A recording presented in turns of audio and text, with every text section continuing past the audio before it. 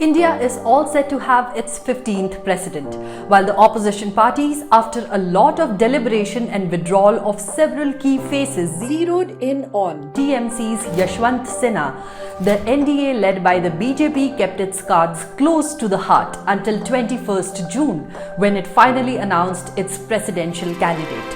Former Jharkhand Governor Droupadi Murmu has been nominated by the NDA for India's highest post.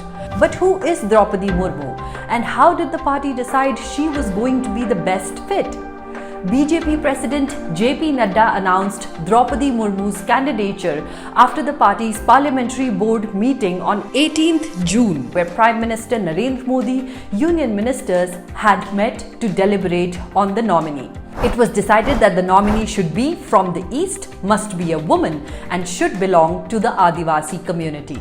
Before we go on to the intent behind the decision, let us take a quick look on what makes Droupadi Murmu the perfect candidate for the post. Born in 1958 in Odisha's Mayurbhanj into a Santal tribal family, Murmu spent her life in abject poverty. She faced several hurdles while growing up, but that did not deter her from pursuing higher education. In 1994, she joined Sri Aurobindo Integral Education Center, Rairangpur, as an honorary assistant teacher. Her entry into politics was from the grassroots in 1997, when she won as councillor and became vice chairperson Rairangpur and was elected as the vice president of BJP's state ST Morcha. In year 2000, she was elected as the member of Legislative Assembly Rairangpur, Odisha, and became Minister of State, Government of Odisha, and also held the Department of Transport and Commerce. She served as the National Executive Member of ST Morcha BJP between 2002 and 2009 and again in 2013. In 2015, she became the first woman governor of Jharkhand. If elected, she will become the first tribal president of India and the first president from the state of Odisha. While her public life is filled with accolades, tragedies have marked her personal life. Probably that's what makes her understand others a lot better. She lost her husband following a cardiac arrest. In 2009, one of her sons died under mysterious circumstances. Just 3 years later, in 2012, her second son too passed away following a road accident. Throughout her tenure in various positions, Droupadi Murmu has exhibited a stellar work record. Her rise from one of the most marginalized sections of the society to administrative positions only shows how she has been a true embodiment of Nari Shakti. Till 2009, she didn't have a house of her own.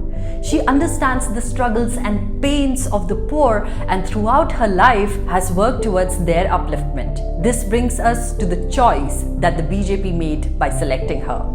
The BJP's decisions have always had an element of surprise. The fact that the party is driven by the motto of Sabka Saath, Sabka Vikas is evident from its choice of the presidential candidate. In fact, if you take into account the previous NDA candidates, Dr. APJ Abdul Kalam, a Muslim, and then Ramnath Kovind, a Dalit, their choice speaks volumes about where the party's idea of diversity and inclusion lie.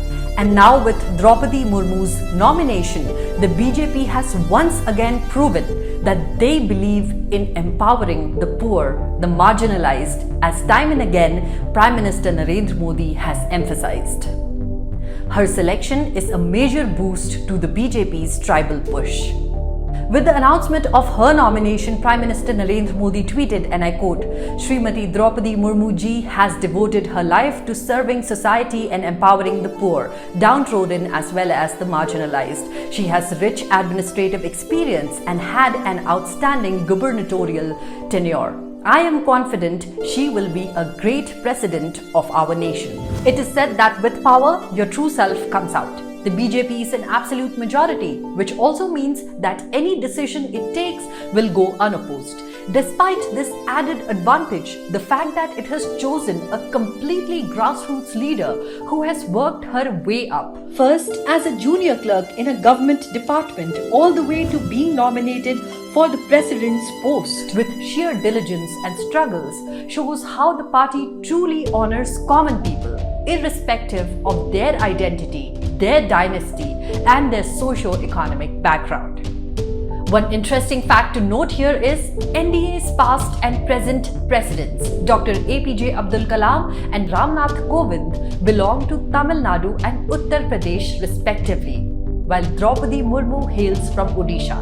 Again, this is significant as it shows how the BJP does not favor any particular region and has always celebrated diversity.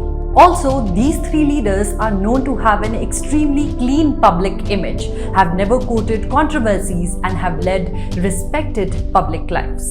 The reason why, when every government decision is met with opposition and untoward trolling on social media, you might have noticed that Droupadi Murmu's candidature has not found any critics.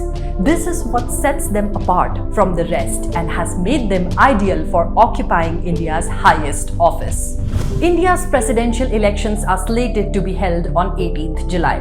Droupadi Murmu will be filing her nomination by 25th June. We are all set to see a tribal president who will inspire billions of people in the world.